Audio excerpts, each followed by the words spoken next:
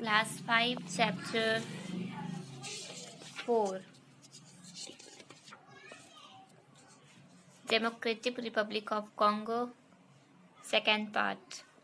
In first part, we study about its location, its climate, its vegetation, and its wildlife. After that, now we study about people. It is thinly populated country. ये बहुत thinly populated country है. The people belong to various tribes. तो यहाँ पर जो people रहते हैं वो अलग अलग ट्राइब से बिलोंग करते हैं. Most of people speak the Bantu language. और यहाँ पर जितने भी सारे लोग हैं वो बांटू लैंग्वेज बोलते हैं. Most of the people live in small villages. और बहुत सारे लोग ऐसे हैं जो स्मॉल विलेजेस में रहते हैं. Which are located near the forest. जो कि फॉरेस्ट के नियर पे लोकेटेड है. Agriculture and mining are their main occupation. तो इस यहाँ के लोगों का मेन जो ऑक्यूपेशन है वो है एग्रीकल्चर और mining. Generally they clear a patch of forested land either by cutting और बर्निंग ट्रीज. तो ये ज़्यादातर क्या करते, कैसे पैच करते हैं, वो फॉरेस्ट लैंड को कटिंग करके और बर्निंग ट्रीज, या तो ट्रीज को कटिंग करते या तो ट्रीज को बर्निंग करके. The main food crops are cassava, maize, rice, millets and vegetables. तो यहाँ का जो मेन फूड क्रॉप्स है वो है cassava, maize, rice, millets and vegetables. Cassava is the staple food of the people. तो यहाँ का जो staple food है जो यहाँ के लोग ज़्यादातर खाते हैं वो है cassava. The cassava plants has long and fleshy roots. तो ये जो cassava plant है उसका ये बहुत long और fleshy roots है और tubers under the ground. और जिसका tubers वो underground रहता है. These roots look like sweet potatoes. और इसका जो roots रहता है वो sweet potatoes के जैसा look like करता है. The tubers are dug out from the ground and dipped in water for several days. तो इसका जो tubers रहता है उसको ये लैंड को डग करके निकाला जाता है और उसको वाटर में several days के लिए डिप्ट करके रखा जाता है. Then the skin is peeled off. तो इसका जो स्किन रहता है वो पील ऑफ हो जाता है, मतलब कि उखड़ जाता है. उसका स्किन जो रहता है उसको उखाड़ के रख दिया जाता है. The tubers are dried and then ground into flour. तो फिर इसको सुखा दिया जाता है ट्यूबर्स को, फिर उसको फ्लोर बना दिया जाता है आटा. The flour is used for making bread. और इस फ्लोर को यूज किया जाता है ब्रेड बनाने के लिए.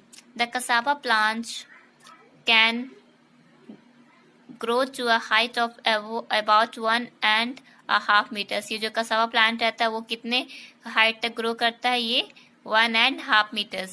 The main cash crops are rubber, coffee, cotton, groundnuts and oil palm.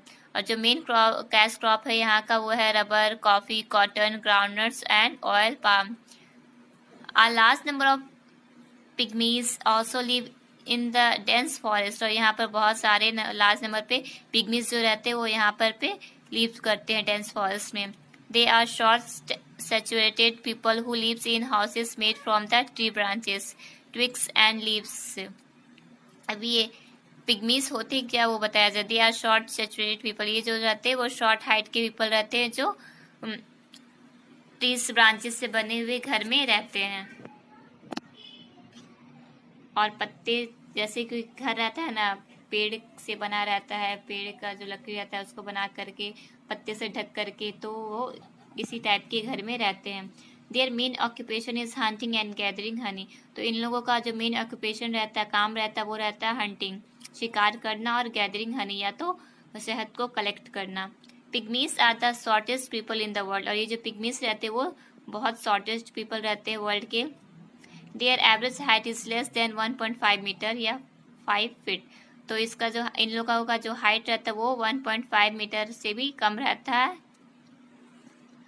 The pygmies call themselves childrens of the forest. और ये जो पिग्मीज रहते हैं वो अपने आप को क्या कहते हैं, चिल्ड्रन ऑफ द फॉरेस्ट. वो फॉरेस्ट के चिल्ड्रन है. Indicating their lifestyle close to forest and its resources. क्योंकि उनका जो लाइफ रहता है वो इंडिकेट करते हैं कि उनका लाइफ जो रहता है वो फॉरेस्ट से ही रहता है, बहुत फॉरेस्ट के क्लोज रहता है, या तो उसी के रिसोर्सेज से ही उन लोगों का लाइफ जो है वो चलता है.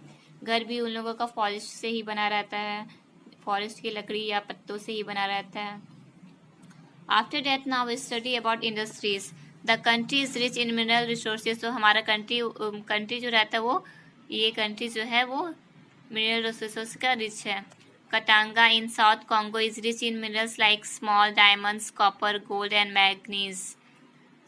तो ये कटांगा है जो साउथ में कॉन्गो का, ये रिच कौन कौन से मिनरल्स रहते हैं यहाँ पाए जाते हैं, जैसे small diamonds, copper, gold and manganese.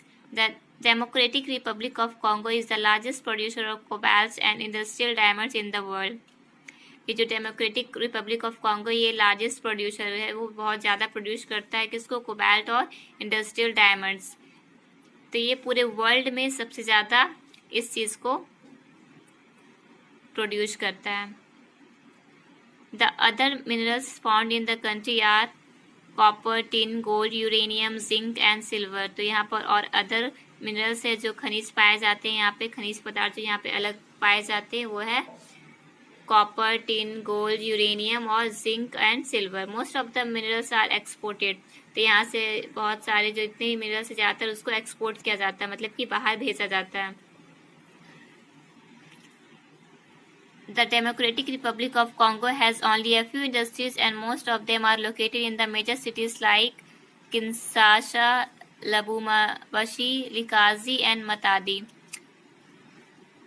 तो डेमोक्रेटिक रिपब्लिक ऑफ कॉन्गो में बहुत कम इंडस्ट्रीज है और मोस्ट ऑफ देम, और वो जितने भी है वो कहाँ लोकेटेड है, मेजर सिटीज़ में लोकेटेड है, जैसे किंशासा, लबूमबशी, लिकाजी और मतादी में लोकेटेड है industries. The most important industries are, तो यहाँ का जो मोस्ट इम्पॉर्टेंट इंडस्ट्री वो क्या है यहाँ पर बताया गया, जैसे आर सीमेंट है, textiles, vegetables, oils, cigarettes and wood processing. ये सब यहाँ का इम्पॉर्टेंट इंडस्ट्रीज है। Means of transport are not well developed. तो यहाँ का मीन्स ऑफ ट्रांसपोर्ट जो वो यहाँ पर वेल डेवलप्ड नहीं है। Roads and railway serve a few cities and the mining centres. तो यहाँ पर जो रोड्स और रेलवे से वो सर्व करते हैं कुछ सिटीज को और माइनिंग सेंटर्स को। Rivers are the most important means of transport. तो यहाँ का जो रिवर्स है वही मीन्स ऑफ ट्रांसपोर्ट है, मोस्ट इम्पॉर्टेंट यहाँ का। The capital of the Democratic Republic of Congo is the largest city, Matadi is the biggest port. तो यहाँ पे बताया गया जो ये किंशासा जो है वो कैपिटल है डेमोक्रेटिक रिपब्लिक ऑफ कॉन्गो का, और मातादी है जो ये बिगेस्ट पोर्ट है यहाँ का। After achieving independence in 1916 the government has been trying to exploit and develop the natural resources of the country. तो यहाँ पर 1960 को इंडिपेंडेंस मिला था, उसके बाद इंडिपेंडेंस अचीव करने के बाद यहाँ का जो गवर्नमेंट है वो ट्राई किया यहाँ के डेवलप करने का नेचुरल रिसोर्सेज को। They are seeking and accepting foreign aid for various development programmes. तो यहाँ के जो गवर्नमेंट है वो बहुत सारे चीज़ों को एक्सेप्ट किए, फॉरेन चीज़ों को एक्सेप्ट किए, एड्स फॉरेन जो ऐड रहता है वो सबको एक्सेप्ट किए यहाँ के डेवलपमेंट प्रोग्राम्स के लिए। Even though the progress is slow yet it is definitely being made. तो यहाँ का जो प्रोग्रेस है वो स्लो है बट ये ज़रूर एक दिन हो जाएगा। नाउ यहाँ पे आपका चैप्टर ख़त्म होता है। Thank you.